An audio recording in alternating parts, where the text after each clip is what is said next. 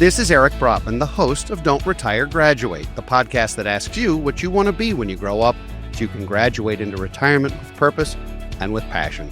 Welcome to our Diary of a Financial Advisor segment, where we interview financial advisors about their professional journeys and their passion for helping others succeed. Today, I'm pleased to be joined by my dear friend and business partner, Yanni Niebuhr. Yanni's been with BFG for over 14 years and started as an intern while at Towson University here locally. He's been serving as our chief investment officer and is responsible for understanding, managing, and monitoring the assets of the firm and ensuring that all due diligence is carried out regarding the portfolios managed for clients. In 2021, Yanni was instrumental in the development and implementation of the firm's Financial Planning for All program, a new offering that made financial planning services accessible to more families throughout the country. He's also a leading force in the firm's corporate financial wellness programs that help companies across the country provide valuable financial guidance and advocacy for their employees. Yanni, welcome to Diary of a Financial Advisor. Thanks for having me. This is fun. I mean, having you in the hot seat after all these years is something I've been looking forward to, and I can't tell you how nice it is to have you here. And it's interesting because not only did you start and help us build the Financial Planning for All program, but now you're getting involved in some really sophisticated and interesting planning. And I was wondering if you could talk a little bit about the journey you've had over these 14 years from college student to principal and leader in our clubhouse. Yeah, it was really surprising on Friday to get notified that it was my 14-year anniversary, which made me feel old. So thanks for that. As you mentioned, I started as an intern. In fact, one of your colleagues in the industry sent you an email, said, "Hey, I know someone that needs to graduate and needs an internship to graduate. Would you take him on?" And you kindly said no. He said, "Oh, by the way, it has to be unpaid." And you responded, "Sure, perfect. He sounds fantastic." Started there as an unpaid intern, then to paid intern, begrudgingly on your end, then to operations, then to the lead trader of the firm, then to an associate assisting you as second chair, then lead advisor, then to chief investment officer, principal of the firm, and now moving into a CFO role. It's been an amazing journey, and watching you grow up professionally has been a ton of fun. You like to joke that you were an unpaid intern, and that is when you truly earned your keep. And I'll be saying that for as long as I know you. But the truth is, you have revolutionized so many things within our office. You've embraced a lot of technology. You've embraced a lot of investment management responsibilities. You've taken a leadership role on the executive team and management, and you've managed an incredible group of clients and families. Ranging from young families to very sophisticated multi-generational planning. So, what is it that's kept your fuse lit, so to speak, over all of these 14 years? I mean, I don't mean to make you feel old. You've still been here less than half as long as I have, so that should make you feel better. Nice thing. I do have a little bit more gray in my hair now, though, but that's why I love working here. Every day is unique. All the families that we represent, they're all unique, and so the thing that keeps my fuse lit is that every day it's going to be something different. There's always a new challenge to be had, whether it's assisting on some of the old programs that we've created and developed or looking to implement something new.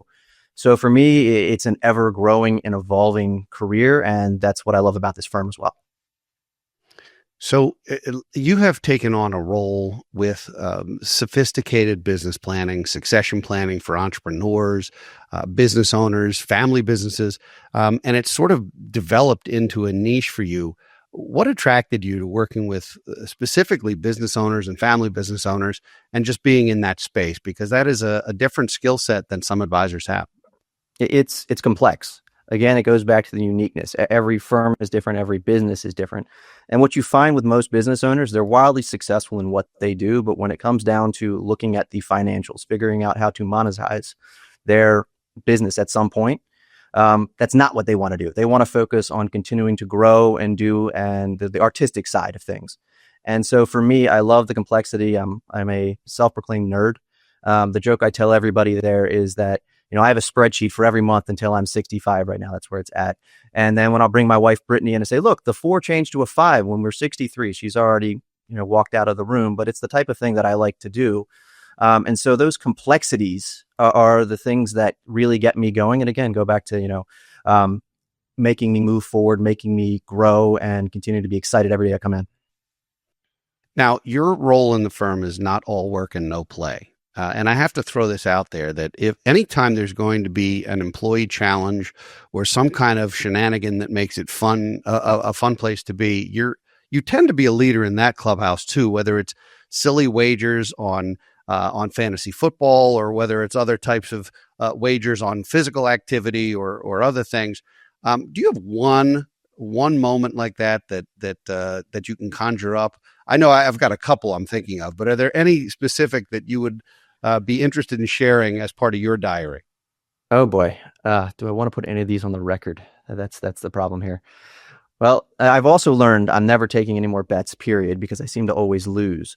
But there's been a few that stand out. There was one years ago where after one of our wagers, the loser between myself and another coworker, the loser had to get their name tramp stamp on their back and then walk around with a crop top on the Ocean City boardwalk through the entire day. So that one was interesting. And then there was one specific with you, which I'm not too proud about whatsoever. It was the World Cup. I don't remember how long ago it was. And it was Greece versus, who was it? Costa Rica. You remember? Costa Rica. And yeah. I was very excited because Costa Rica took a red card. I was like, oh, there's no way we're losing this. And Greece lost. And I had to serenade you with an interpretive dance while feeding you grapes. And there's a video of that somewhere, and I want to find it and delete it in the worst possible way. For the record, you had to sing the Costa Rican national anthem, and you had to sing it in Spanish, which is not easy for you. And Me llamo they weren't Yanni. grapes. That's all I got. It was pineapple and cantaloupe, by the way, because those were crops from the I'm Costa trying Rican to take it out of my mind. I remember it well, and I have photos of the henna tattoo as well. If anyone would like to see them offline, I'm not going to post them with the episode.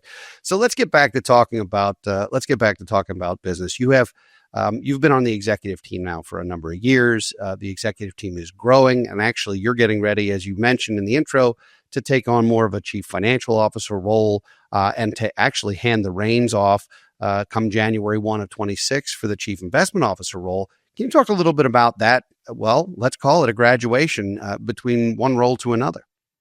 Nice shameless plug. So for me, it was saying, look, we have someone who's incredibly talented and wildly smarter than I am in Claudia Glover. You can delete that portion there for me, Eric, if you don't mind.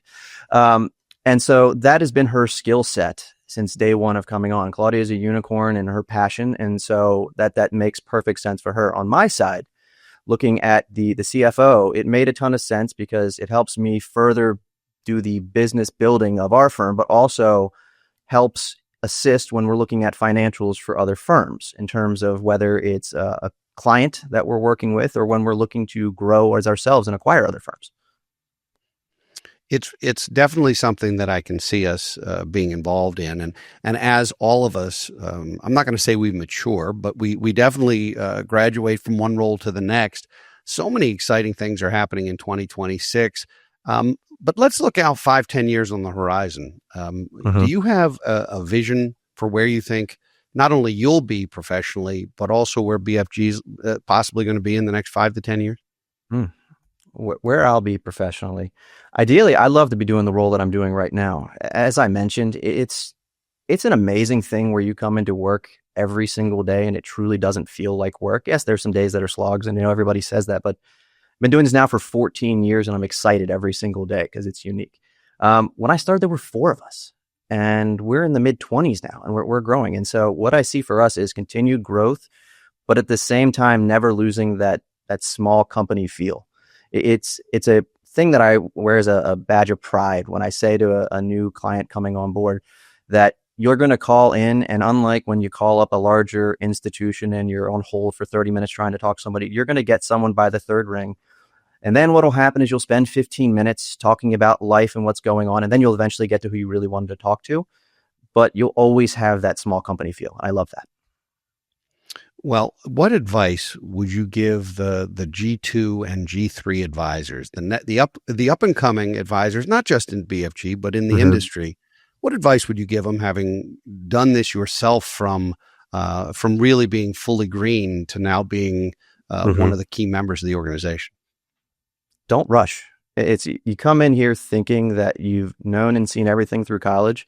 And then you realize really quickly, and this is, again, something I don't want on video, but you did an incredible job creating a path and design book to say, okay, this is where you start. This is where we need to get you through so that you are going to be comfortable and ready to go in the next phase of your career. And everybody wants to come and to have that instant gratification. Take your time, grow, and learn what you need to learn before you go and start jumping off the deep end. Yanni, I'm not surprised, but this was sage advice. That's a great piece. I want to thank you for taking the time to be on Diary of a Financial Advisor. I know you were patiently waiting your turn.